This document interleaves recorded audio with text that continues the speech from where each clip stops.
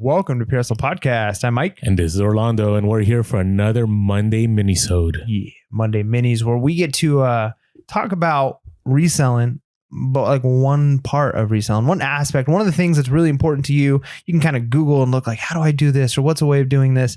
And you're going to be able to learn a lot of information in about 10 minutes or so. But don't forget, we have our longer content, our longer episodes. Every Wednesday we drop. They're an hour plus. And we cover a lot of things. We talk about items that are selling really well, our own stories, new things going on in the reselling world, bolos, all kinds of stuff. And the one coming up next Wednesday, you don't want to miss. I think like 2 days from now. Yeah, it's like probably going to be my favorite episode of the year already. It's so, I think it's going to be great. But no, he's not overstating it. Yeah, it's going to be great. So check it out. You don't want to miss those episodes. But today we're talking about how you deal with the crazy, over the top, bad buyers. Not just the buyers that are like, hey, can I get a return? And that's it. And it's like, oh man, I hate when they do that. But like the ones that are causing problems, the ones that are a pain, how do you deal with that? We're going to go over that because we've all been there, right? We've all had at least a few of those. So let me start. I'm just going to share one of a few that I dealt with in this last month. And, Mike told me just bring the keys. So I'm going to try. Spark notes. But it's multiple paragraphs that this person wrote. That's what I'm saying. Spark notes. Okay. So I'll just start with the first one. So the item already arrived and they said, it says delivered, but it wasn't. I have a security camera over my mailbox. Just reviewed, and mail woman did not put in my box. She put another item and a card in at 3:20 and 22 seconds PM. This is the second time this week eBay claims I received something that I did not. Other was with FedEx, but cameras do not show FedEx at claim time. That's what they wrote, okay? I don't know what to say, but some BS. And then they just started just ranting. So they said, being that they claimed was delivered 8 minutes ago before mail woman got to my box, my best guess is that, by the way, this person doesn't know proper grammar. It's all under lowercase without periods or anything. Hey, sometimes when you're texting stuff, like, no, I guess so. Okay, that. Okay. So being that they claimed that delivered 8 minutes before my mail woman got to my box, my best guess is that someone put the street, not immediate neighbor, got package. I will try to contact postmaster, but based on previous experience will be a waste of time. The immediate neighbors are good about common misdeliveries, but I will pray, spelled it Prey. Hey, don't be mean. Do-gooder drops them off. The local USPS was history of flunking. I copied and pasted message I just sent to another eBay seller. So this person contacted another eBay seller. And just to be clear here, there's exchanges happening in between. Orlando is trying to help this customer. Yes, so this isn't just like they're only ranting, but this almost makes it worse, right? When you're trying to help them out and give them solutions, and it's just they return with more like, here's more drama for you. So then they said, USPS dropped the ball on the shifted burden to me. The flunky driver misdelivered 2 of my packages. Showing delivery does not mean it was actually delivered. The USPS drivers around here tend to be flunkies, like some eBay sellers. Flunkies, I like that. The person that can't even spell words correctly. I just got off the phone with the postmaster. She geo-tracked the GPS location of the driver. I thought, okay, anyways, said time of second misdelivery this week. And then wrote, not the condoms at 3:12 p.m. And by the way, this is for like a $30 pair of shoes. So no, $20 pair of shoes. Yeah. So, that's with delivery. So hopefully there's autocorrect there with or they're just giving you way TMI about what else was not delivered. That was supposed to be delivered at 3:12 p.m. on the 5th. And she said, driver delivered 2 streets over another neighborhood. Driver supposed to retrieve and drop off flip-flops later today. My video did not show mail truck at boxes at 3:12 as there were 2 streets over. Rather at 3:20, they put condoms in my box. Fixing mistake from day before while not delivering the flops that got falsely marked delivered. Lucky Walmart canceled my reorder just because they claimed delivered clearly does not make it. So I didn't even read this. That's the funny thing. I'm reading this for the first time. It was so wild. I just kept responding, and I'll talk about that in a moment. When they screw up, it should not be the buyer's burden if package never touched my property. The seller who decides shipping method and whether or not to add signature requirements Why would I add signature requirements on this? $20 pair of shoes. It's the shipper's customer, not receiver. If you hired the shipper of your choice to get it here, it should be on you to deal with them, not me. The hole in eBay system showed itself twice this week. It shouldn't show eBay would side with the flunkies if disputed. Not my first rodeo. Okay. There's more, and I'm not gonna. They basically returned it, claiming that somebody had hammer toe, and that the hammer toe showed more damage. So okay, I can read more. I gotta believe this is either somebody that listens to the podcast or somebody that's just trolling us. No, there's people. This can't be real. It's real, man. There's people, and then here's the thing: is like you got to realize there's all kinds of people out there, and it's easy to like kind of make fun of and see like the videos and stuff of like the typical Karens and people who have blowups. But the reality is like there's just a lot of people who they're never happy. They're always they're upset about things. They're not always, able to think about everything as clearly as other people. So there's a lot going on, but you're going to deal with customers like that. And the hard part is, so part of it is they're just complaining about their mailman, but then again, it's like they're trying to shift the blame to you. They're trying to say, you're the seller, you pick the shipment. Maybe you should be responsible for this. I'm sure you knew right away this is going to be a return almost no matter what happened. Oh, 100%. I just, I have another one too, but that's for another time. Let's stick on the mini. So here are some of the things that you should be doing if you are receiving a customer like this. One of the first thing is to keep your cool. Now, an example like that, you can almost read something like that and laugh. But a lot of times when you're getting blamed for something, whether it's, hey, you sent me a fake, you didn't describe this well, this wasn't packed well. I mean, those are the ones that like can really hurt when you know that you're good at packing. You did a really good job, that you're certain that, this wasn't a mistake you made.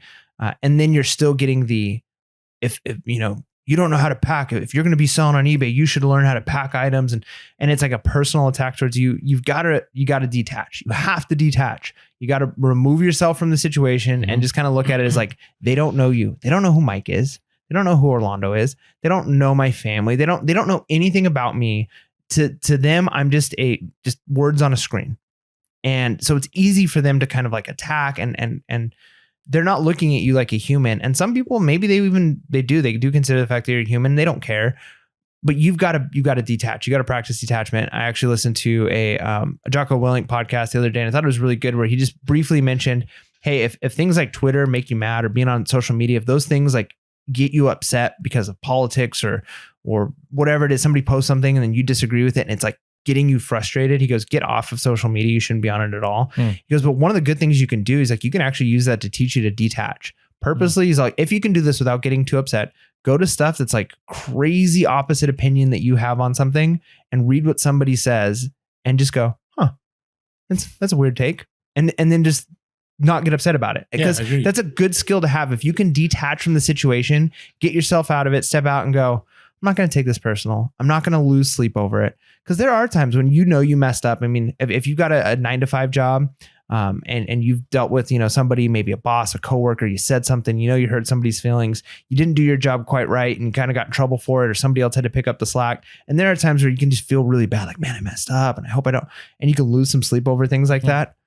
Don't lose sleep over a crazy customer. Don't take it personal. Just detach, keep your cool, and don't get upset, because one of the reasons you want to detach is if you take it personal and you start to go after them, then you're just going to escalate it into a place you don't want to go to. And remember, eBay reads the messages, right? That's right. So you got to keep it professional. Yeah. You want to be the one that's in the right here. So when eBay sees that they're cussing you out, they're calling you crazy, and you're like, I'm sorry, I'm unhappy with this.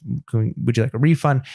It's more likely they're going to side with you, and you never make anybody feel better by yelling back at them. But sometimes you do reel somebody in by being, really kind and polite. And every once in a while you get people that say like, hey, I'm sorry for those earlier messages. I was just frustrated. And the fact that you were being calm and cool allowed them to kind of detach also.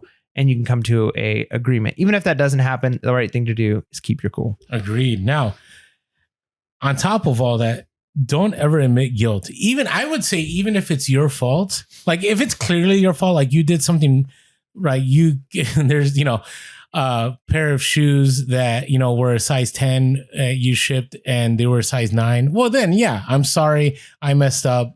Like that's when. But if it's something that you're not sure about, I wouldn't admit fault right away. So for example, I've had scenarios before where people are like, oh, this thing had a hole over on this side. And the only way I respond is, I'm sorry things didn't work out. You're welcome to return it. Here's the link. And that's it. Just keep it simple. Either that or like my go-to if they say like, this has this wrong with it, this wrong with it. I didn't see this in the pictures. And so instead of saying like, oh, I'm sorry, I must not have taken pictures of that, I always respond, I apologize that this arrived damaged. Mm-hmm. Because then what that's doing is it's acknowledging the fact that, hey, I get that it's not the way you thought it should be. But then also if you were to look at that, you're not saying, oh, I messed up, I should have taken pictures of that angle. Because sometimes I would say a lot of times you haven't messed up. Yeah, you might not have messed up at all. And it could have been just like shipping. Like there are times where things go through the post office and they don't treat things well. And so it could be that. There's a lot of things it could be.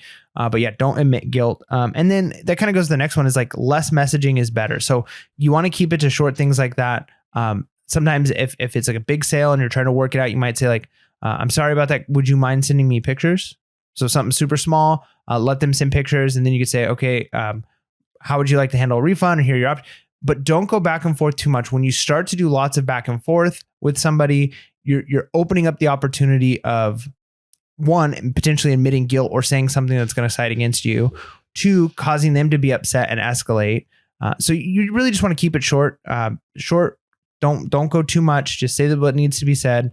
And you're always going to be better off doing that. It's almost like if you were to be arrested for something, like just don't say anything, right? No, like, you be quiet. Plead the fifth. Yeah, and so it's the same thing with this. Like, say what you need to we say. We just gave legal advice. Right. I think this is not legal advice. It's purely for entertainment purposes. Well, I'm sure every single lawyer in the world would say don't say anything until you have a lawyer, right? But like just say the least amount possible. And the other thing too is like it's less likely, like I said, you're going to say something that will upset them, trigger them, or give them more options. Like you don't need to give them 100 options, right? Sometimes just asking like, how would you like to handle this? Or just give them, here are your 2 options, and give them the feeling that I wouldn't even ask them. I would just say, here's the options. Right. That's the best thing to do is give them 2 options. They feel like they have the power of like choice, but it's 2 options that you'd be okay with. Mm-hmm. Right. So those are the things that you want to do. Keep it short, sweet, to the point. Now I would scale it, and I'm not disagreeing with you, but I no longer ask for pictures because eBay has told me multiple times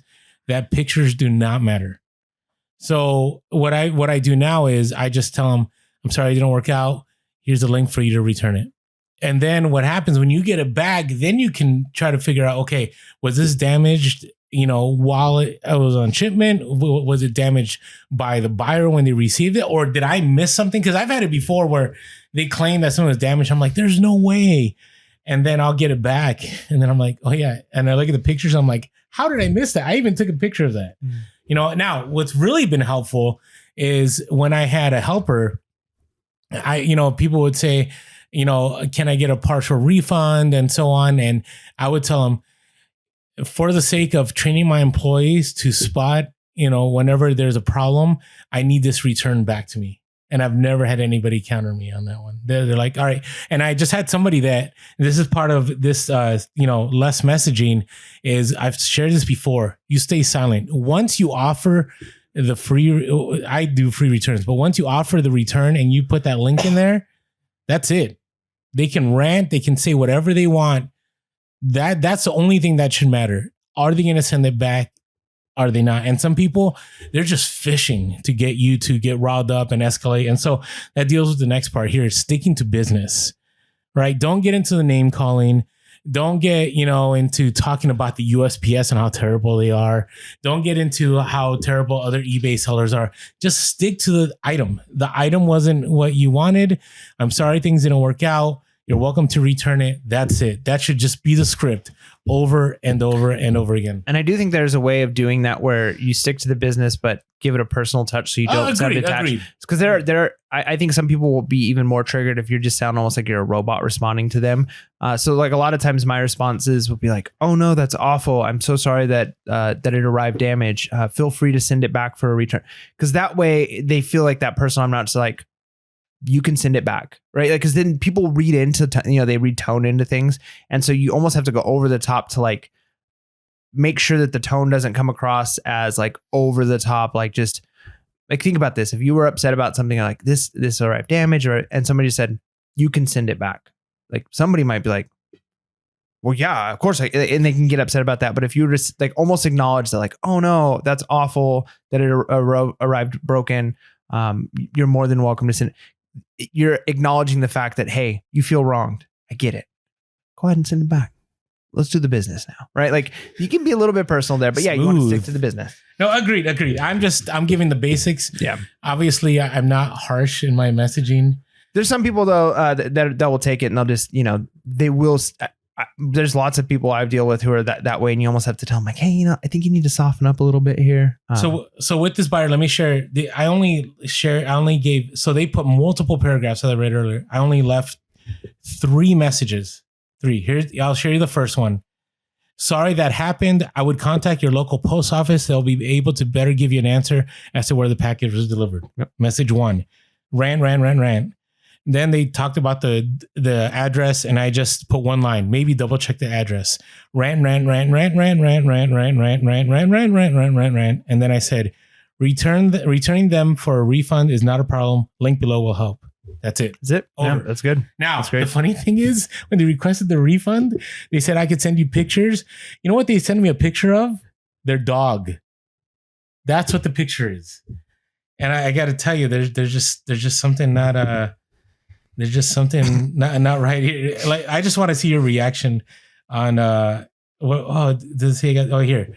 I'm just gonna. I wish we could show this, but anyways, the thing is, you got to understand, you got to make things right for the customer, right? That is our final point here. Legit. Just send a picture of the dog. Yeah, nice. Hey, there you go. All right. So here's the thing. Seek to make things right. Yeah, make things right. And that goes with everything we've talked about up to this point. And really, there's 2 ways you do that. 1, you offer partial refund. 2, you offer return. Depending on the situation, you can go either way. If it's like a really big item and it's like broken, like I'll give you an example. I sold a Laserdisc player. It arrives broken. They're unhappy with it. In that case, it's going to cost me $40 to have that thing shipped back. If it's all broken into pieces, I'm not going to be able to sell it again. Mm-hmm. So I'm just like, I'd rather just eat the cost and give you a partial refund than to give you a full refund and pay to have it sent back. So if it's something that you can resell and you're going to be able to sell again, do the return. If it's something that's like, well, if it's that broken, I'm not going to be able to resell it, then do the partial refund. And a lot of times you follow insurance. Yep. And so either way works. But that's really it. Like, make it right. Give them the option. Because a lot of times, sometimes they don't even take it. Sometimes just the fact that you're willing to do that. And I've done in the past, like I wouldn't do this for all of them. But there's been an instance where somebody essentially wanted a partial refund on something. And so I did put the ball in their court. I said, how much do you think is fair? Yeah, I've done that before. And they came at a number that was lower than I would have. Yeah, you don't give the first number. It's just like regular negotiation. Yeah. So it works out. And make it right. Try to make it right. And then when they leave a negative feedback, it's much easier to get removed, because then you've got a case before eBay. Hey, I offered the refund. I offered the return. I held up my end of the bargain, and I did so quickly with good customer service. And chances are eBay will side with you. Correct. So key thing, and this is what I think a lot of eBay sellers, they get caught up and they lose track, is, remember, eBay is all about the customer. Yes, they appreciate the sellers and they obviously need sellers on their platform, but they need buyers to buy. And you want to make sure that you deal with every single buyer as the customer is always right. Mm-hmm. They may be wrong, but you want to go with that perspective, because like Mike said, later on, when you got to remove a negative feedback or a defect or whatever it is, eBay will see that you did your best effort to console the customer, make things right, and in the end, eBay should side with you. And with that being said, make sure to be real, be relevant, and be reselling. Peace.